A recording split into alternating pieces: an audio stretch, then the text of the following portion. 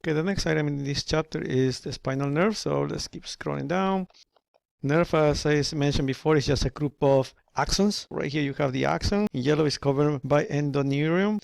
Then you have a whole bunch of axons. They are covered with perineurium. And then this is a fascicle. You have a whole bunch of fascicles in here, similar name to the ones that we have in the muscle. And all these fascicles are covered by epineurium.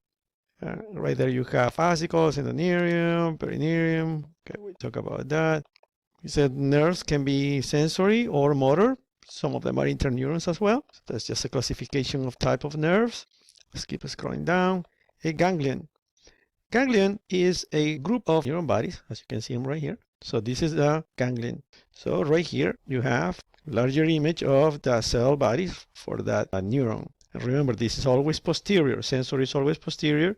Anterior is always motor. But regardless of this being sensory or motor, these nerves, they all come out of the spinal cord. So therefore, these nerves are going to be called spinal nerves. Let's keep scrolling down. So right here you have a spinal nerve, which those are the nerves that comes out of your spinal cord. And in here you have different classification of nerves. We said they can be efferent, motor, sensory, etc., etc.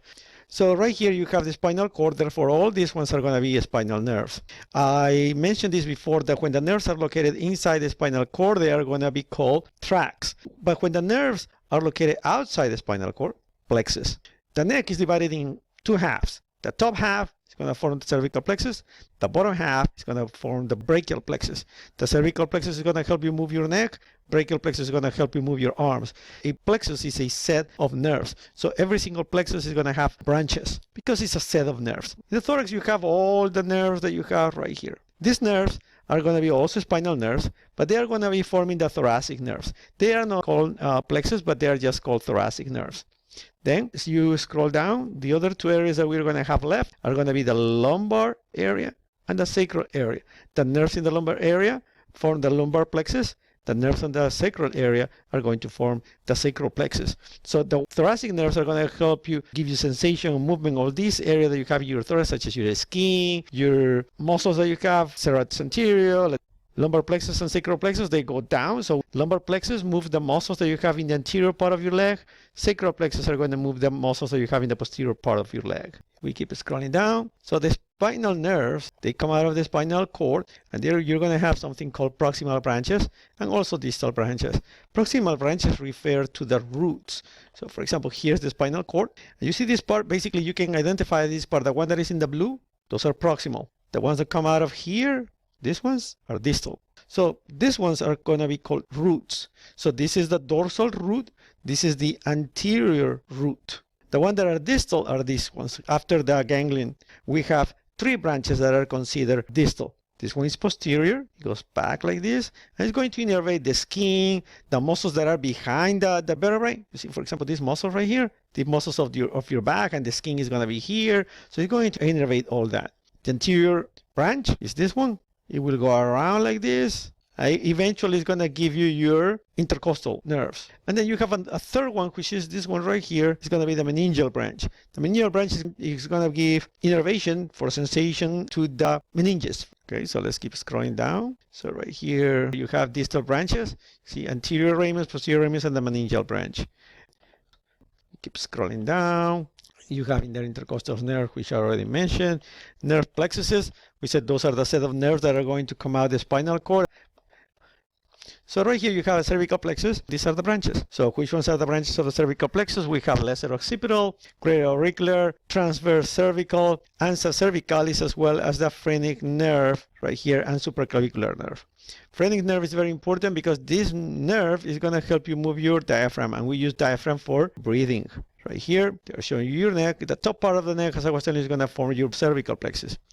The bottom part of your neck is going to give you the brachial plexus. Let's take a look at that. Right there, you have the brachial plexus, and the brachial plexus is going to have branches as well. You have intermusculocutaneous, axillary, radial, median, and ulnar. Very important nerves. These ones are the nerves that are going to help you move and feel with your arms. Let's keep scrolling down. You have right here, see the bottom part of your neck is going to give you all this, and eventually it's going to give you the branches that we are talking about. They are going to help you move and feel in your arms and hands.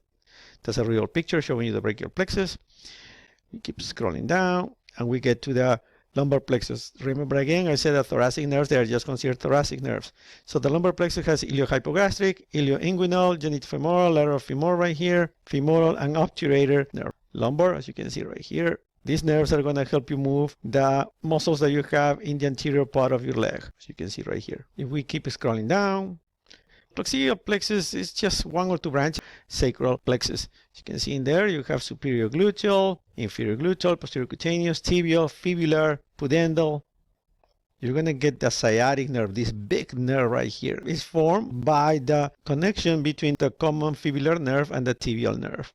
So what do we use these nerves for? To move the muscles and sensation also in the posterior part of your leg. As you can see here, the nerves, how they go to the back. They go behind the bones right here. So we keep scrolling down. Cutaneous innervation and dermatomes. The areas in your skin that send information to your spinal cord, those are going to be called dermatomes. This is the body. Here they are showing you the different areas in your skin that send information to your spinal cord. Okay, so for example, the external part of your arm, the skin, is going to send the information to your spinal cord, and this is the area that is going to be served by that particular nerve that is going to take the information to your spinal cord. All this is a dermatome. All this is a dermatome. All this is a dermatome like this. So, and that's about it.